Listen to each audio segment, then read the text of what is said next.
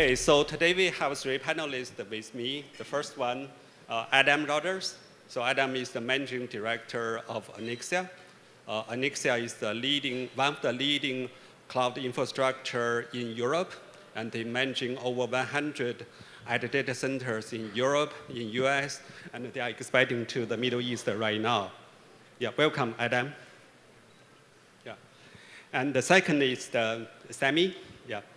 Sammy is the founder and CEO of FlexGrid Cloud. FlexGrid is the distributed edge AI inference platform, and they have very innovative design. Maybe later Sammy can talk a little bit more. And before that, Sammy is lead the AI infra in Apple and also manage the supply chain in Walmart. Welcome, Sammy. Thank you. It's a pleasure. Thank you. Yeah, the third one is Nuno. Nuno is very interesting. So Nuno is working in the intersection of academic and business right now. So he's the very famous expert in the AI compiler and also expert on the AI accelerator architect. Right now, he's also helping us expanding the business in Europe. So his perspective will be very interesting to hear. Yeah. Welcome, Nuno. Okay. Yeah, so in this room, I believe everyone is building or buying AI infrastructures at scale. I would assume that everybody is operate on top of some kind of assumptions. So I would throw something here to start the talk. So what kind of assumptions you believe, most people believe, but you think is flat out wrong? Start from you, Adam. I would say that one of the implicit assumptions is that you have to buy NVIDIA. And that is absolutely not the case. I want to just take a moment to introduce myself, just because I may not be known to most of you. As managing director of a global CSP, we have over, as Alex alluded, we have over 100 locations worldwide. And we're not only in North America and Europe, but we're also in the Middle East, we're in Asia, we're in Africa, we're in Australia, we're in South America. We're literally a global provider. Having said that, we're also very small.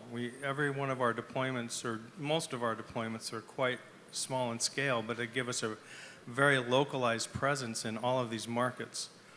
So we focus on delivering a global cloud solution to multinational corporations that have multiple offices or technologies that are needed to be deployed in a global scale with global IP networking and storage and all the other, and traditional hosting. A couple of years ago, I started to see the AI revolution coming, and I could see that this was going to really take over our business and potentially destroy it. And so I've been spending a lot of time doing a lot of business development, doing a lot of studying about the AI market, and that led me to meet Alex and June and develop a strategy that could enable us in each of our markets with a lower cost per token delivery. And that was really the key for us to be able to create a business strategy that would work for us. It was not going to work for us to deploy these behemoth NVIDIA boxes in some of the locations that we are around the world. And we know that we're going to be delivering on an inferencing platform. So I think that what we discovered literally is that when I was evaluating NVIDIA and seeing all the challenges that we were going to encounter, I realized that we need an alternative, and that's where Furiosa came into the mix. And working with Alex and June, having a workshop in Vienna this last December, we've created a business plan that's going to enable Anixia to become one of the truly global inferencing players in the world. And that's due to this partnership. Yeah, thank you, Adam. Simon? So yes, I'll definitely introduce myself to I'm Sammy Kibri. It's a pleasure, it's an honor to actually be here, so I appreciate the invite. It's fantastic to see the growth of Furiosa and the energy that Furiosa brings, which is great. What does FlexGrid.cloud do? We essentially build a hyper-scale distributed network in urban dense environments. So what does that mean? We deploy customized hardware in urban cities. And it's very dense but low power, so we're built on the thesis of running hot doesn't mean running slow. What that means is we actually have a proprietary passive cooled system. So when you go deploy us, there's no sound. It needs to be quiet because we're trying to live in a space that people live in. Nobody wants to hear the humming of HVAC units or the tall chillers. So we have a very interesting design that we're deploying with.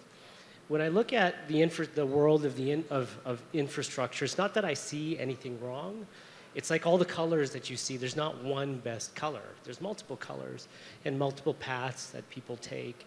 And you have to, as a smaller company, look at all the paths in front of you and build something unique, very similar to Furiosa, right? The idea of tiles, the idea of slices, very unique in this space on how that implementation is and how that can actually build capacity and how you can sell that capacity to the world. So we essentially want to create a new playing field for everyone.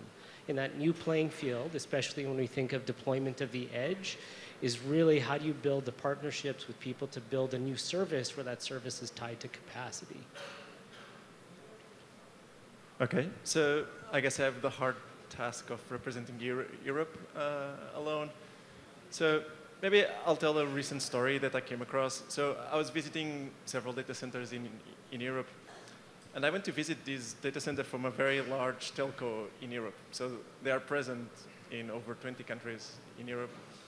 And they wanted to expand their data center. So they had started already building the new building. But then they needed more power. They didn't have enough electricity. And they requested a new connection to the grid. And this connection was rejected. Okay? And this was one of the biggest telcos in Europe. They got the connection to the grid rejected. Okay? This is because Europe is very complicated, and so the production, distribution, transmission of electricity, it's unbundled to, in theory, create competition, and so you need to request permission to connect to the grid. And so when we talk about building new data centers in Europe, it's not going to happen in the timelines that people are expecting, because connecting to the grid is actually very complicated.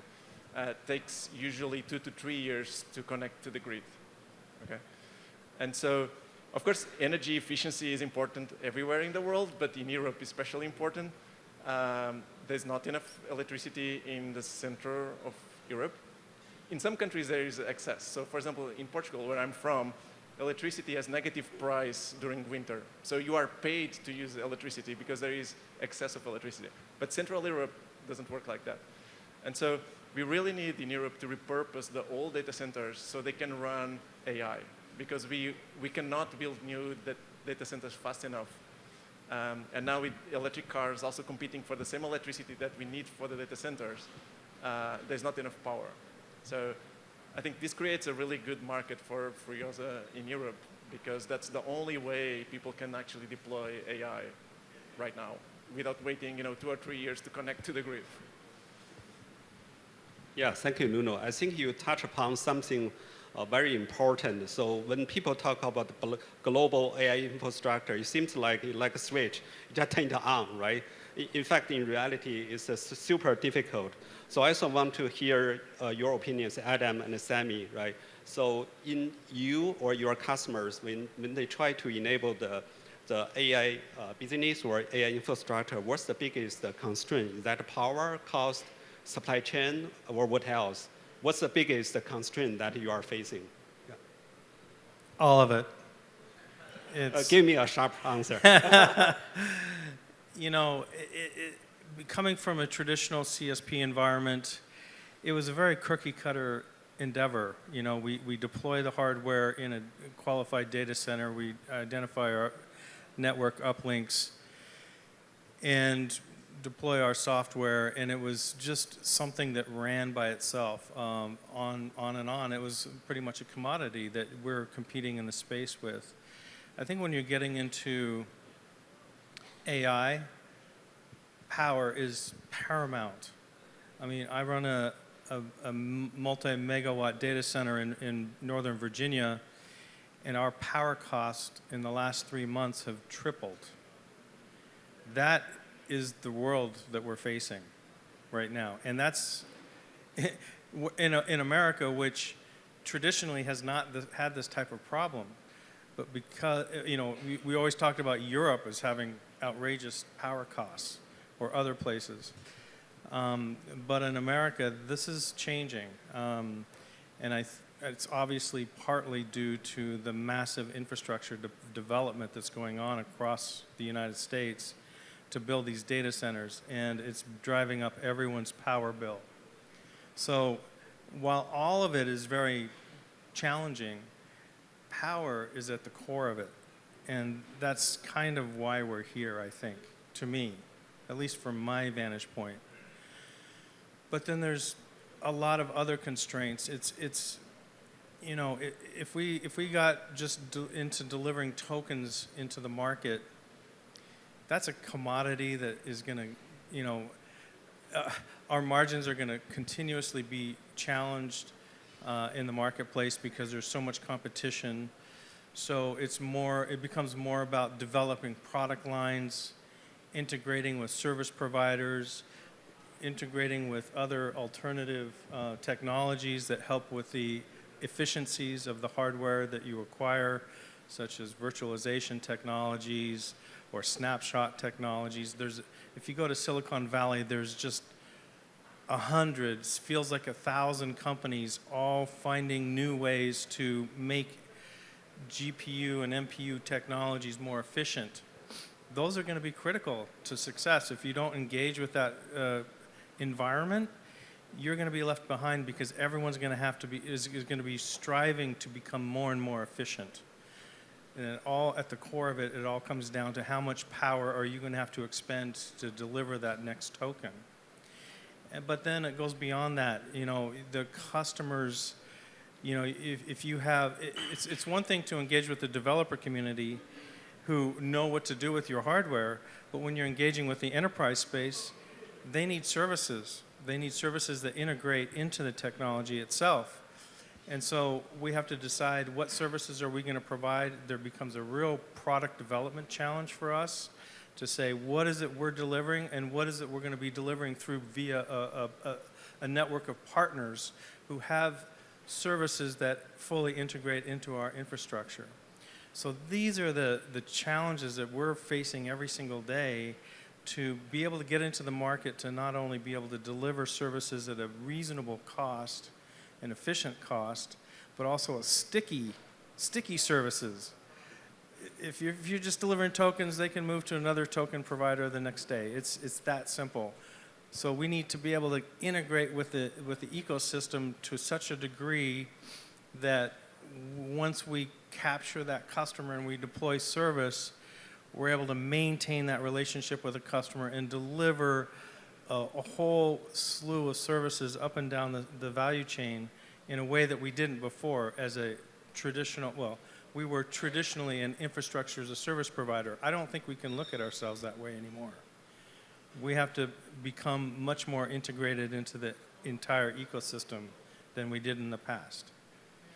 And just one more thing is, how do we deliver services in, as the gentleman was talking about before, in alternative markets, you know, in Africa, where we do have a presence in Africa. We're opening a POP in Egypt. We're opening, well, we have POPs all throughout South America, in Peru and Colombia and Mexico. How do we tailor our products to deliver services to that kind of marketplace, not just in the US market, which is highly competitive, or the European market, which is highly technologically advanced? How do we create services that also serve a variety of different social and economic constraints? So. Yeah, thank you, Adam.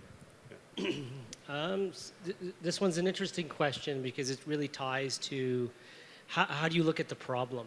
So the way that we look at the problem is kind of what everybody talks about, right? It's like, how do you build something resilient, but how do you build something that is also sovereign at the same time? Two very conflicting problems all at once. So you have to take a different approach to it, where we look at resilience based on how do you look at the distribution of information. It's like everybody in this room, we all don't know the same things, but we're all learning off of each other. And the collective distribution of that information across all of us is actually what we're trying to achieve. That is intelligence in front of us. So the distribution of compute is really how you distribute it in small pieces and align those small pieces into one so that it becomes resilient, but also it becomes sovereign. It should be yours as a country, it should be mine to offer to you, and it should be something that you can build upon and scale out accordingly. And so when we look at the problems at large, it's everything, supply chain, power, all of that. But I think we have some really interesting things that play with the idea of building a distributed infrastructure. So number one, when a utility builds power systems, generation, it's always built for peak, right? So if all the lights aren't on, if all the fans aren't going, it doesn't matter. The utility is still building generation for it. So that means there's spare capacity in the network for you to utilize. So that's number one. If you can see that hole or see that capability, you can now monetize that capability. The second thing is, in order for all of us to communicate on our phones, on our tablets, someone had to go build a distributed fiber network. There's fiber everywhere. There are sea-based landlines, all of that. So now we know that there's capacity in fiber and there's capacity in the utility. And we also know that not all space is being utilized. So if you go deploy these smaller micro sites, you can now build a distributed data set. I think the third thing is actually finding people like Furiosa that actually think of performance with respect to power. Everybody thinks about performance with respect to, like, I need to be big, right? I need to have the 600, the 700, the 1 megawatt, 1 kilowatt GPU, but that doesn't necessarily make it any better. That just makes it super stressful to go off and install. So having something that gives you finer grained control over that compute in a very unique way actually allows you to deliver a completely different solution to the market, which also allows us as a collective to take that voice out of the market that, you know, the larger players have. This idea of AI isn't tied to just 8 companies of the world. The idea of AI is actually tied to, like, all of us. Like, what are we building together to enable something better for me?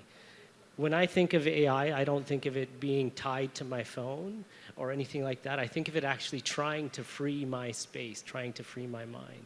So you were using examples of, like, medical AI, being able to provide better patient care. So how do you do that, right? Imagine if you had a network locally at the hospital. The MRI images are being generated.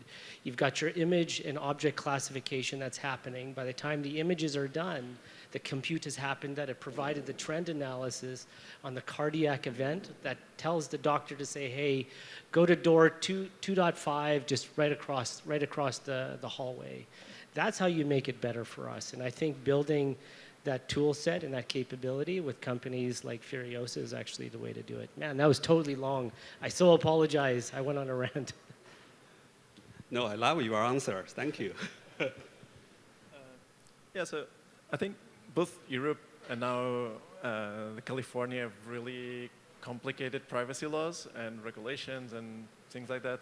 So it's funny that some companies, like, you can use user data to train models, but if the user requests to delete the data, you need to prove that you have deleted that data.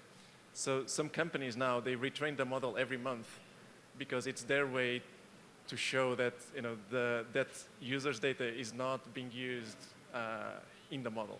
And so some companies go through the training process every month because they don't have a way to delete that, you know, what happened to the trained model for that specific user data. But maybe just one more funny story. So Europe has a lot of research grants and a lot of, you know, grants for everything. So European Union is famous for having thousands of grants opening all the time. Like no one can track what's going on, what's applicable to my company. So it's really a full-time job for a big team just to track what's going on. And so one large bank in Europe decided to use AI to help their customers. So they analyze all the transactions of all companies and what grants have applied in the past, all of that, and they track which grants have opened, and they suggest the customer, you should apply to this grant because the probability that you'll get it is very high, it's applicable to you, and so it saves a lot of time, and also it creates new revenue to the bank because banks usually advance the money of the grant because usually the grant is paid after the project is completed. So, this bank turned around and made all these regulations as actually a good way to increase revenue by using AI. So just to say that sometimes these regulations can work in your favor if you know how to use them for your advantage. Yeah, thank you. In fact, I want to go dig this problem deeper. So both of you talk about a lot of the challenges that most relate to the inference, right? Obviously, all the AI workload were the specific for the inference workload. That gave a lot of pressure for current infrastructure. So from your perspective, what kind of changes that the AI accelerator or the AI infrastructure need to bring? What kind of changes, right? Maybe Sammy, from your view, right? What you want to share? Oh man, usually he's the cue for me. The big change, I think, yesterday, which when I say yesterday, like a year ago, imagine everybody talked about, hey, GPU as a service. I need to find the next GPU. Now all of a sudden we're hearing this thing about tokens. What is a token? Like, totally doesn't make sense, actually. I think if we move our technical hat off and put our human hat on, what is a token? I don't know, right? Like, do you guys actually know if I ask anyone? So when I think of a token, I think of like a word, right? So as we're speaking in the total number of tokens. So I think what people are going to look for is they're going to say, okay, how many tokens can you generate?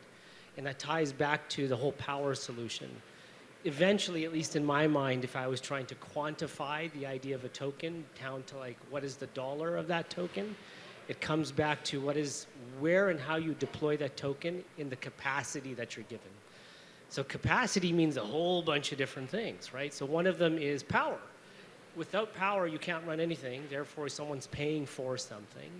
So therefore, it's not tokens per second. It's not going to be time to first token. It'll probably be something like token per joule, right? Something where you can quantify the exact cost of that token to make it into a commodity. Now, why would I think that it would be tied to something like that?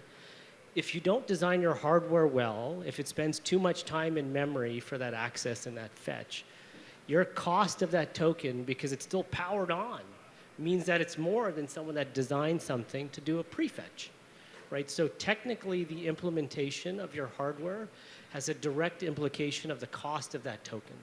So when I think of what people are going to think about next, it's how do you look at speed with respect to hardware design? How do you take that hardware design and break it so that when you have MOE or mixture of expert systems, how does someone build smaller systems in smaller ways where the amalgamation of that actually makes sense when everybody is using it all at once? So that's kind of how I look at it. Yeah, very good. So then, Nuno, so from the design perspective, what kind of product we should design that can serve that kind of changes or demands? So I think the most important thing, and I think Furiosa did really well, is the work on the compiler. And so sometimes I joke that within a few years, when Furiosa becomes the size of Samsung, there's going to be a K-drama about how Furiosa came to be, because it's a really funny story and inspiring. But one thing that June did well was the week he founded Furiosa, he went to a compiler conference because he knew about hardware. He had no clue about compilers, but he knew he needed one, right? And if you see, for example, NVIDIA now is trying to catch up with us because NVIDIA had CUDA for a long time, and now they are selling Tile IR as the next big thing, which were what we were already doing from day one.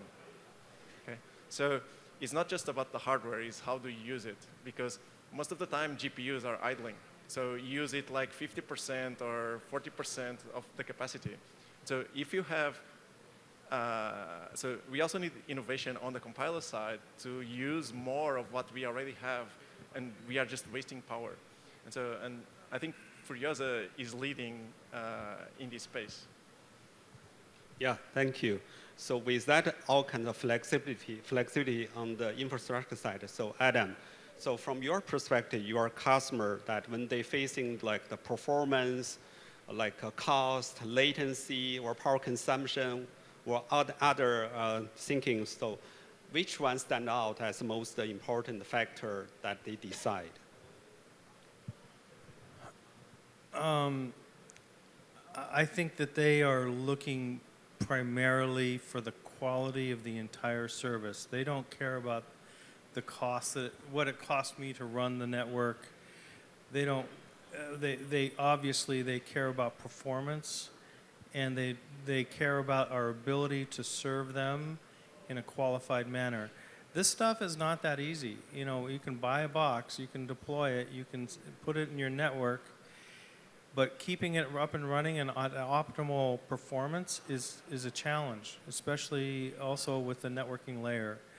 A challenge that I think is really far surpasses the traditional challenges that we've had in this space, in the hosting space.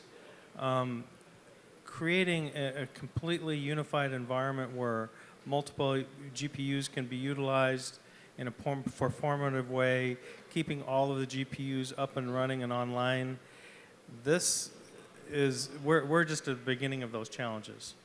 And so we need to develop new core competencies within our organization of people who, I guess we would say, learn the hard way, and they figured out how to keep a large, not just a single site location network or GPU farm or NPU farm, but a global farm, and keeping that consistent across the network globally for our customers. These are huge, huge challenges. Yeah, it is. Yeah, I like your point that you need to deliver the, in my words, that would be the true value to the customer instead of a single like benchmark or KPIs, right? That's the overall. So talking about that, I want to give Sammy a few minutes because we are running short of the time. So you designed very special things. So it kind of distributed HPC fabric, right? Compared to normal edge computing, what's the special things that you can make where you can deliver to your customers to make like autonomous driving cars companies or telecom companies that they can achieve something they couldn't before? Can you explain a little bit more? So we build, FlexRig.Cloud builds a distributed network of HPC nodes. We had to go off and build it from the ground up, very similar to what you guys have to do to build your hardware. In order to build our cooling system, we had to redesign the rack. We don't use a standard rack. We don't have the servers horizontal, they're vertical, but they're actually at an angle because the convection, the movement of the air has to be at a certain rate across the card, so it keeps it cool. And that tied to our thesis where we looked at, running hot doesn't mean running slow. So if you're at an okay temperature, then everyone is pretty happy. So how do you maintain that? We had to go and build a specific software layer, which we call our DAG orchestrator. Really weird word, doesn't make sense. But if you're like a coder, then you'll know it means it's like a graph algorithm. So you look at the number of hops across your application, and you execute those hops in some level of order. That little bit of kernel code that we wrote actually time slices the kernel. Why did we do that? So there's a really good implementation today that we all use. We all use cell phones. But somehow that cell phone works. So I'm from San Diego. My cell phone works here as if I lived in San Diego. Like there's a whole bunch of coolness that happens underneath to give us that distribution of compute and as well as RF access. So we took those learnings and we said, well, what if we took a kernel, we took a GPU that had this concept of slices or tiles. What if we took that and we sliced it and we guaranteed slices to customers? But internally, what if we connected all the nodes, all the servers, through a point-to-point high-performant network, right? So it's super performant, meaning that now you have this idea of capacity. It's not tied to a virtual machine. It's not tied to this thing called containers or Dockers. It's just this massive fabric of compute. And you as a customer, you just say, hey, I've got this thing. I've got this application, and this application needs to do perception on my AVs, autonomous vehicles. How do I do perception across 5 cars when 10 customers are trying to catch it, trying to order the car? You need this distributed level of compute where it's low latent. So we're working actually with a really large telco today. Actually, they're up in Saudi. They have 32,000 towers. 5G towers are typically placed every 500 to 800 meters apart. We're doing a deployment of these micro pods or micro sites so that they can run some really interesting applications with how you want to look at automation and intelligence all, together. But again, this couldn't have been done without some really innovative solutions way at the low level, right? Like you can't do this with a GPU, a typical GPU, so that means you can't do it with NVIDIA, you can't do it with TensorTorrent, you can't do it with Positronics. So how many companies can you count in the world that's doing something like this? Actually, next to none, unless you went and took like an FPGA from Alteryx or Xilinx and tried to write your own codec. So luckily enough, I read a white paper on Furiosa like 10 months ago, right? And so that's when I got a hold of Alex. And I'm like, you know, I have this idea. Would you be willing to entertain this idea with me? And sure enough, it's been unbelievably fruitful, and I'm super excited to be here again. And thank you again for building this amazing product. I'm glad that you built a solution together with us. Thank you. Yeah, since the time is really short, so I want to ask the last question that can be the very quick answer from all of you, and don't give me the safe answer. So what kind of, for the future, so what kind of that bet you want to bet on right now that to other people may be too early to hear that? So Adam, from you. That is a very, very difficult question. You left the hardest one for the last. Yes. You know, I always say, what is artificial intelligence? It's ChatGPT in the hands of my 16-year-old. That is truly artificial. But the thing is that we're only limited by our imagination. And that is really hard to get a hold of because the potential for our imaginations collectively are so vast. So the hardest part for me is to grab onto a specific element of this and learn how to do it really well. Identify my market segment and focus on that market segment and try not to spread my resources around too much because all of the big players can do a lot of those things much better than I can. So it's really creating the right focus in this amazing universe of things that we're all going to be doing in the coming years. Yes, thank you. Sami, are you ready? I'll make it short. So what's our bet? I'm sure you guys went through it at the beginning, all the naysayers. Everyone's like, no, no, no, no, this is a bad idea. Why is it a bad idea? Because you're engineering something from the ground up. So our bet is to design something from the ground up. There's no concept of a 19-inch rack at all. Ours looks like a standard electrical panel that you install beside a gas station. So you have to design something with the ground up with the understanding that everybody's going to say no except a very small number of people. And if you can find those small number of people, then you can actually build something very, very successful, both sovereign, intelligent, and all the above. And so luckily there is a community of really smart people that like trying different things. And that community allows us to build something unique. And we have to be able to find those, right? You have to be able to find those people. If you can find them, and if you can find that common light, you can actually do something super innovative in this space. And so that's what we took our chance on. Yeah, thank you, Sammy. Nuno? Yeah. So for me, I find this time really exciting because we are getting a lot of new chip architectures. So when I was doing undergrad, there was Spark and MIPS and this and that. And then eventually these all died and we went to monopoly of x86, ARM, and NVIDIA GPUs. And this limits a lot the innovation in algorithms because the performance of algorithms is limited by the hardware architecture. And now it's really exciting to see, again, the universe of architectures expanding again. So I think we'll see a lot of new algorithms, a lot of new model architectures, and so on. Eventually, of course, we'll regroup again in fewer architectures. But right now, I think it's really exciting.